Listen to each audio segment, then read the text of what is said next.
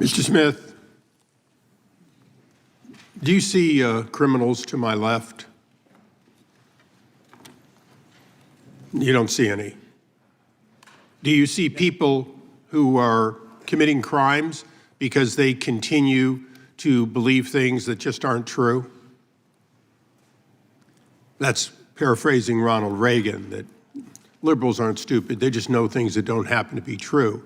If the president believed that he was cheated in an election, that there was fraud, or in some other way a number of items led to his defeat, when in fact he should have won according to the Constitution, does that make him a criminal?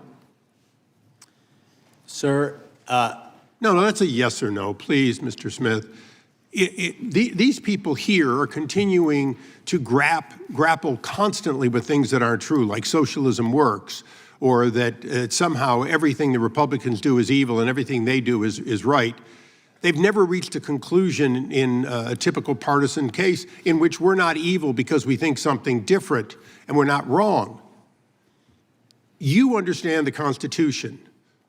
Do you understand the Bill of Rights, that someone has the absolute right to believe something, whether it's true or not, and to advocate for something, whether it's true or not? Do you understand that in addition to your oath to the Constitution, that that's one of the things the First Amendment allows for, isn't it? yes, sir. Okay, so if you know that people have a right to opine, lobby for, assert, do everything they can legally to ask for people to make different decisions, then why is it you saw criminal conduct on behalf of a president who believed he didn't win? Chairman Jordan and myself have something in common along with a number of others here. We saw wrongdoing, and on January 6th, we voted not to confirm 2 states because they had violated the U.S. Constitution in how they selected who got ballots. And yet, you're going to come here and say, oh, I just followed the law. When you went after these people and you said, well, technically I can do that, you didn't see any selective nature or any separation of powers under the Constitution to spying on the activities and the conversations of the Speaker of the House? To what end would conversations between the Speaker of the U.S. House, third or second in line to be the president, and the president, in what basis would it be any of your business other than you believe that there was a conspiracy without conspiracy as a basic premise? You, like the president's men for Richard Nixon, went after your political enemies. Maybe they're not your political enemies, but they sure as hell were Joe Biden's political enemies, weren't they? They were Harris's political enemies. They were the enemies of the president, and you were their arm, weren't you? No. No. Oh, great. So you spied on the Speaker of the House and these other senators and so on, and informed no one, and in fact put in a gag order so they couldn't discover it. If they were not subjects of a conspiracy investigation, why did Congress, a separate branch that you, under the Constitution, have to respect, why is it that no one should be informed, including the judges? As you went in to spy on these people, did you mention that you were spying on seeking records so you could find out about when conversations occurred between the U.S. Speaker of the House and the president? Did you inform the judge, or did you hold that back? My office didn't spy on anyone. Wait a second.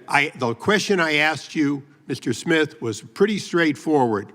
Did you withhold that information from an Article III judge in the process of taking the records of the Speaker of the House?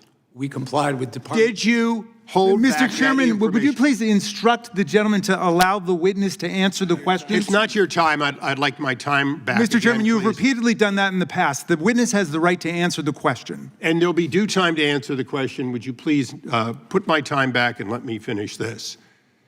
Mr. Smith, I asked you a question and you were not responsive to it, and I want you to be responsive to it. Did you, whether you think it was legal or not, whether you think it was right or not, did you withhold the name of Kevin McCarthy, Speaker of the House, when you were seeking records on Kevin McCarthy, the Speaker of the House, or Jim Jordan, the chairman of this committee?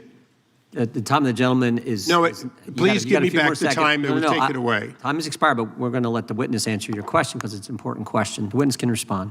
We did not provide that information to the judge when we requested a non-disclosure order, consistent with the law and consistent with Department Mr. Chairman, the amazing thing here today is that we have an admission that an Article Mr. Chairman, 1... the gentleman's time has come on. expired by now 34 seconds. It gets more than 5 minutes. How many 'cause it's a times you good going to interrupt question? me? The time belongs to the gentleman from California, I will but be, it has expired. I will be brief in my address to the chairman. We have the evidence that an Article 1 representative on behalf of the president withheld Order, from Mr. Article Chairman. 3. Mr. Chairman, I that wouldn't have granted the information. same leniency. And with that, I yield back in Yield back. disgust of this witness.